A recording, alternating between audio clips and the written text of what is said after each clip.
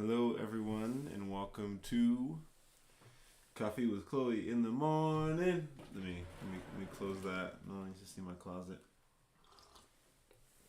Oh, it's the office closet, so not much in there. Bianca and I are heading to lunch after this. Going to be quick with this one. Chloe Lewis here, founder of the Marma Foundation. This is the stream where I kind of go through my daily routine on the Near blockchain, what I do. So this is the Near wallet. Got to refresh because the USD price of Near does not automatically update, which is kind of sad. I am gonna. I did not buy the table from Costco last night. I forgot because we don't have command strips, which I also forgot because we don't have the board up. But we need the command strips to get the board up, and then it's over there behind me. And once the board is up, I can actually start remembering things. I forget things quite constantly. My phone's also broken.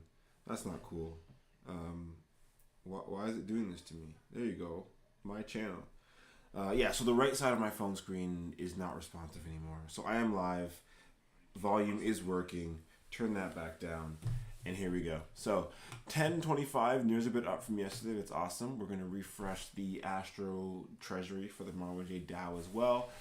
69,000 in Marma still. Whenever we get extra from marmaj.near, we add it to Marma extra liquidity from the DAO. Same with ST Near.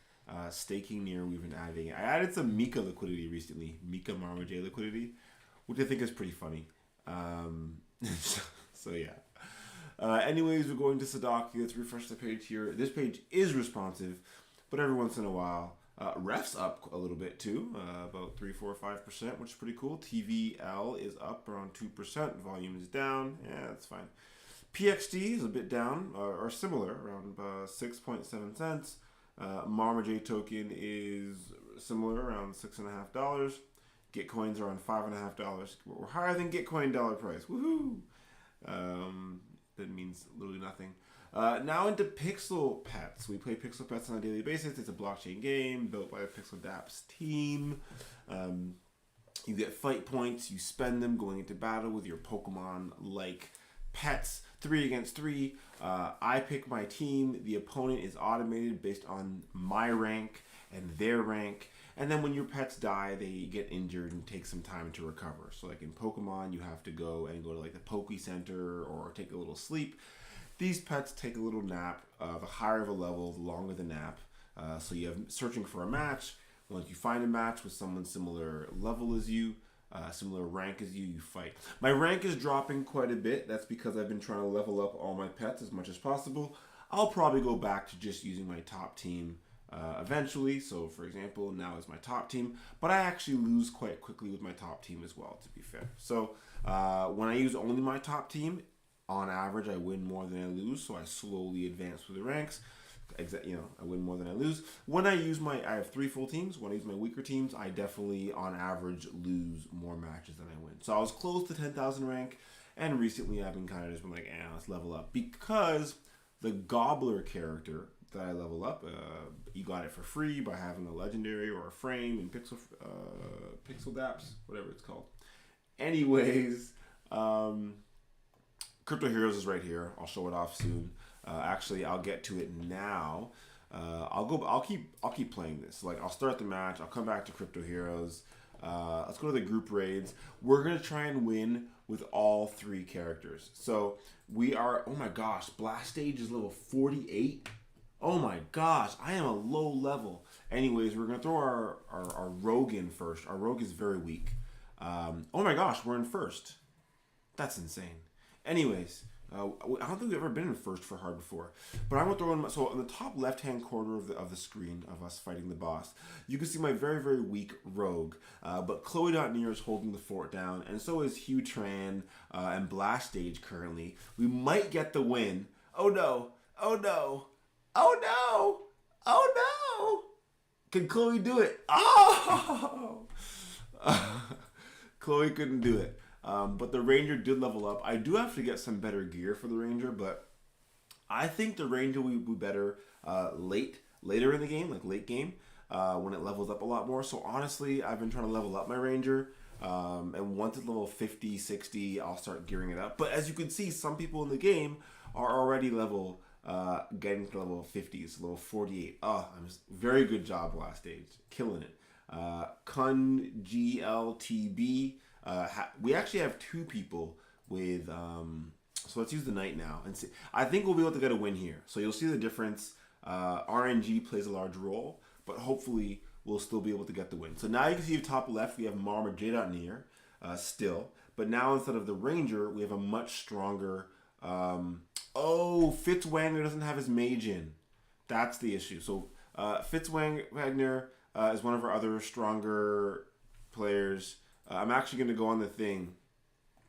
I'm going to be like, Fitz, need your mage in. Because, so Fitz, myself, and someone else, we all have legendary mage staff. So I'll show you my inventory.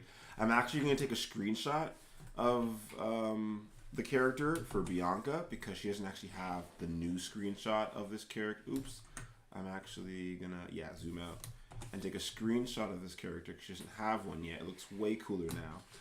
Second of all, so this legendary mage weapon, 3 of us have one. And so when we use those in the raids, we're all much, much stronger. So let's start the raid. Let's pop in with the mage. But we all need to have our... Oh, actually, no. Fitz's mage is in. Wait a second. Maybe I'll delete my message. Never mind. Wait. It wasn't in last time, right? Yeah, now Fitzwagner's mage is... Oh, wait, was it in the whole time?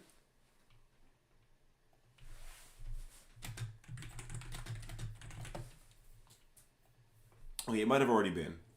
Either way, with Marma J's mage and Chloe as the knight, we survive much, it's way easier to beat the boss. So I'm going to keep my mage in now every day. So that's that. That's over quite quickly. I played 3 times. It's pretty much over. When it comes to Pixel Pets, it is a little more involved because as you win, you get to keep playing. With Crypto Heroes, doesn't matter if you win or you lose. You have to re-gear up and rest for a bit. The main difference is that if you win, you get full experience, and if you lose, you get partial experience. Okay, almost lunchtime. I've been doing quick so far. So let's go to our farms on ref. Let's do this. I'm not gonna explain much through it. This has all gotten a lot more efficient recently. So now we're gonna claim. When the page refreshes, it should claim from all 3 farms. If you click one at a time, so near is really cool. Because I clicked all 3 times, okay, anyways, that's just a lot of unnecessary information.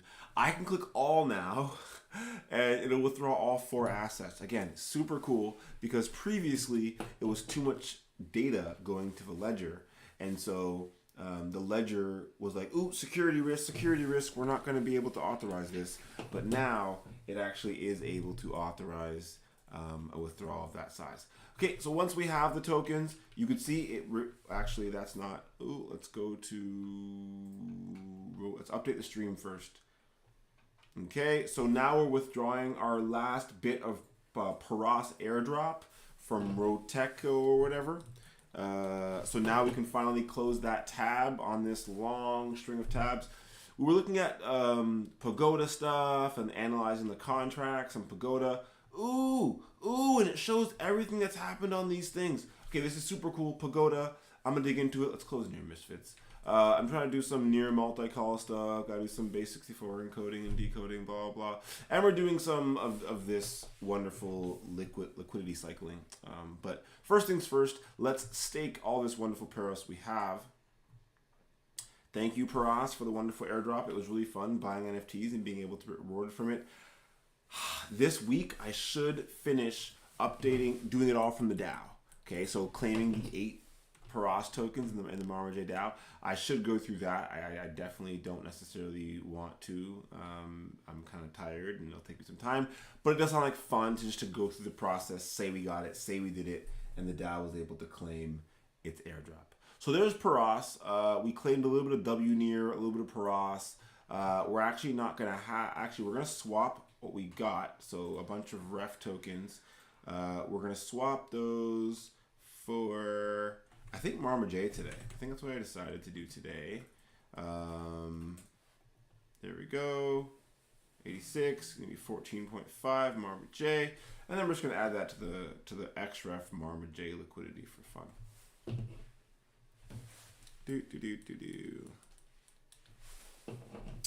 Then that's all we're doing for the near side of things. We have a little Rainbow Bridge tab, and then we're going to Bastion. We're not using origami anymore. It's a bit.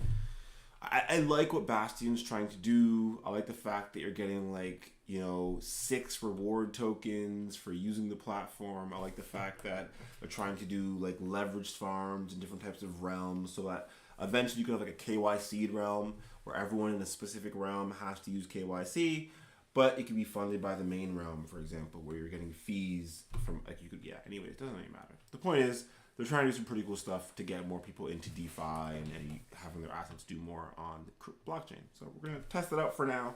At the end of the liquidity mining period, we're probably going to donate the majority of our ST to liquidity for the Marmaj token. But moving on.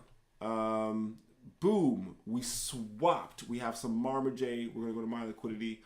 And we're actually going to add this liquidity from the marmaj.near account. So to be clear for anyone watching, or just more for myself, all that really means is that the liquidity is owned by myself. Okay, so the funds used here are mainly to support me doing my role, continuing my role at the Marmaj Foundation. So leading the projects continually.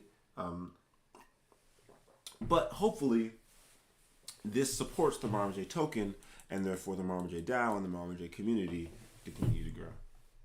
Yeah, Bianca's staring at me because she wants to go to lunch. We're going. Gosh, it's not my fault. Ledger takes three manual signs every time I gotta add liquidity. It's not my fault. It's not my fault. Okay, we're almost done. It's been 15 minutes? 12 minutes. This is one of my shortest videos. Oh, it's my shortest video all week by far. Okay, so that should be done now. Third transaction. We added liquidity.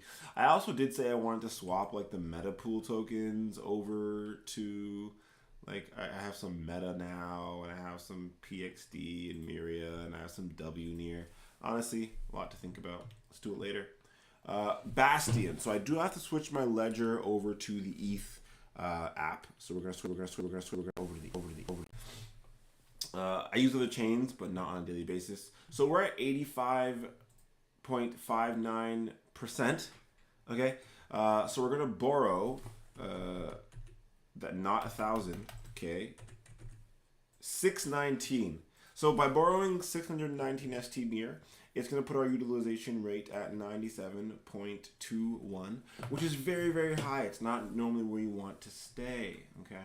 But the beauty here is that we're actually going to redeposit that ST near. We had a little bit of, okay, let's take the funds over to Try Solaris. Let's blah, blah, blah. We lost about $30 on trading fees with that one because it was just a bit. Okay, why aren't you... Sorry, it's not giving me the confirmation to my... Oh, it just took a long time to go to MetaMask. I guess Aurora RPC taking a while to take in the transaction. That's okay though. Or maybe just the website's slow. Anyways, waiting for approval. So I signed it in my MetaMask. Finally popped up. Approved it there. Now it is being sent to my ledger. If you don't have a ledger, it'll just be MetaMask. If you have a ledger, boom. It'll also be manually signed there. So now you're going to see my borrow limit go from say 85% in to now 97%, which is insane. You don't want to leave it there. That's too much. That's overnight borrow APY can go to 30%, 40%, 50%, and then you get liquidated or something. I don't know, man. That's not fun.